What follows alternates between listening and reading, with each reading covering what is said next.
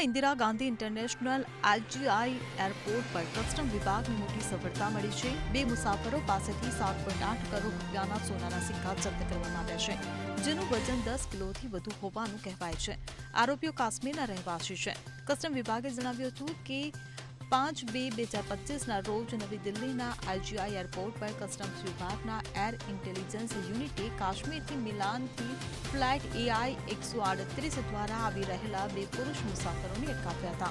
આરોપીઓના સામાન્ય તપાસ દરમિયાન કંઈ શંકાસ્પદ મળ્યું નથી, પરંતુ વ્યક્તિગત તપાસમાં ખાસ ડિઝાઇન કરેલા 2 કમરના પટ્ટામાં છુપાયેલા સોનાના સિક્કા સ્વરૂપે 10.92 કિલો સોનું મળી આવ્યું છે, જેની કિંમત લગભગ 7.8 કરોડ રૂપિયા હતી।